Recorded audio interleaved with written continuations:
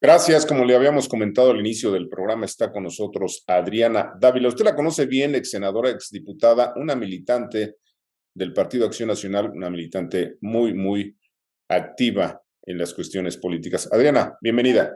Hola Ricardo, un gusto saludarte, gracias por la invitación. Adriana, pues hemos visto en los días recientes abiertamente la declaración del presidente y de otros de sus secretarios de Estado, anunciando la muerte del Instituto Nacional de Transparencia de Acceso a la Información. ¿Qué significa esto, el ataque al INAI, y cómo nos deja este tema a una democracia que pues cada vez parece que tiene menos libertades para sus ciudadanos?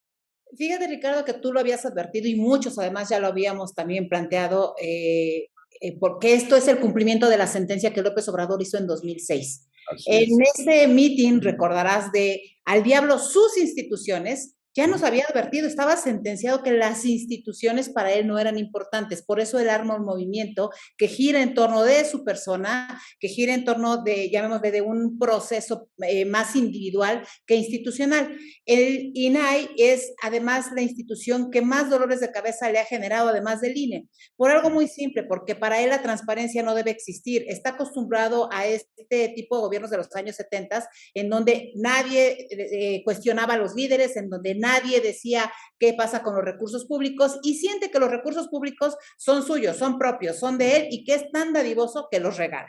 Y en ese sentido, a mí en lo personal no me extraña, me indigna, sí, pero no me extraña que él mande el Ebro a las instituciones. Tan es así que, bueno, cuando se nombran a los dos comisionados del INAI, pues lo que hace es vetarlos y deja inactivo este instituto cuya transparencia nos ha permitido conocer casos que le permitieron, Ricardo, a él llegar a la presidencia de la República. Él está ahí gracias al INAI y muchas gracias a otras instituciones, pero gracias al INAI, él está ahí porque gracias a eso se conoció el tema de la Casa Blanca, se conoció lo de la estafa maestra y que hoy, sin ningún empacho, pues el presidente hace palidecer la corrupción de Peña Nieto con la corrupción que tenemos en su gobierno.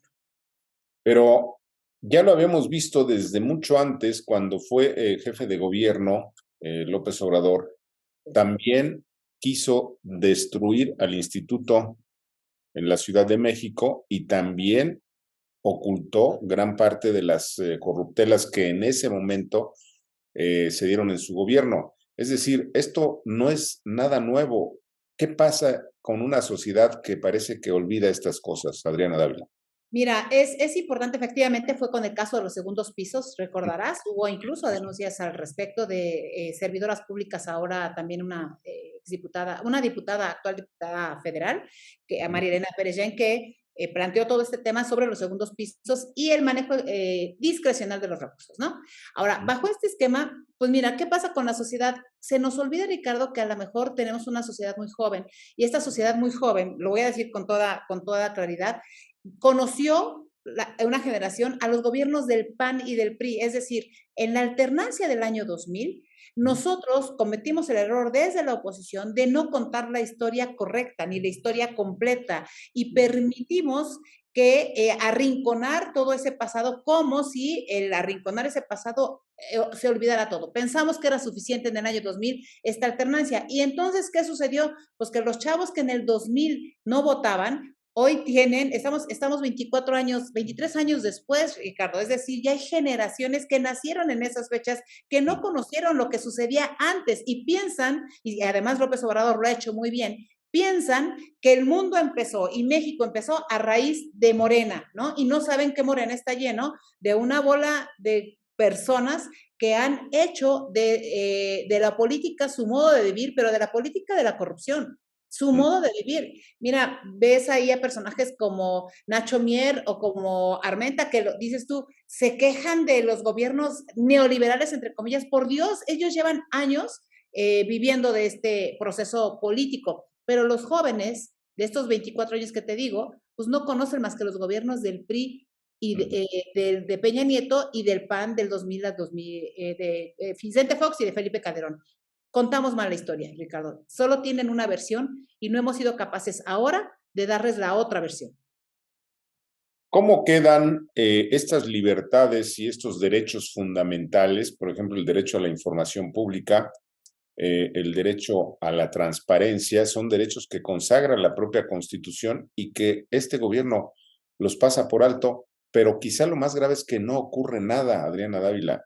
No hay una institución, no hay la voz de la oposición, no hay un partido que diga esto no puede seguir así. ¿Qué estamos viendo? Mira, hay una oposición muy fuerte, muy sólida, generada desde los medios de comunicación. Ujú. Tú eres uno de ellos, son otros de tus colegas que han sido atacados desde las conferencias matutinas durísimo, porque el periodismo se ha convertido en el contrapeso de la falta de democracia que tenemos en este gobierno. ¿Y por qué ha sido el periodismo, Ricardo? Porque estamos dándole el ciclo, ¿no? A lo que sucedió en ese tiempo, porque son ustedes los que se han metido, además con mucha más libertad, debo decirlo, en hacerlo, a investigar lo que está sucediendo en el gobierno. ¿Qué pasa con los partidos políticos? Pues tenemos dirigencias muy endebles, tenemos dirigencias que traen fantasmas también en sus closets, que traen algunos errores que los arrinconan, traen miedo de entender que así como las cosas estaban terribles en los años 70, 80, pues hoy estamos dándole nuevamente vuelta a ese proceso y las dirigencias piensan que solo a través de las redes sociales podemos hacer cosas. Las dirigencias, a diferencia de lo que hace el periodismo, tendrían que estar preparando la estructura territorial para competir con la fuerza necesaria en el 2023, que ya se nos está acercando la elección del Estado de México, pero en el 2024 el presidente tiene desplegado no solo todo un aparato de Estado, o sea, el Estado mexicano en su conjunto está aunque haya división de poderes y aunque todos somos el Estado mexicano, pero el presidente, que es el jefe del Estado mexicano, tiene cooptadas todas las instituciones e intenta destruir otras. Y nosotros no nos hemos dado cuenta que con más de 23,000 servidores de la nación están haciendo un trabajo territorial que debieran estar haciendo los partidos políticos. No lo están haciendo, no lo están haciendo, Ricardo. Y ese es el problema de fondo. ¿Qué va a pasar con las libertades? Que si no las defendemos, después ya no va a haber nada, porque ustedes que están siendo como periodistas esta barrera de contención, están siendo muy lastimados y amenazados permanentemente. Eso no puede permitirse. Muy bien, si nos permite, Adriana Dávila, vamos a una pausa. No se vaya, tenemos más.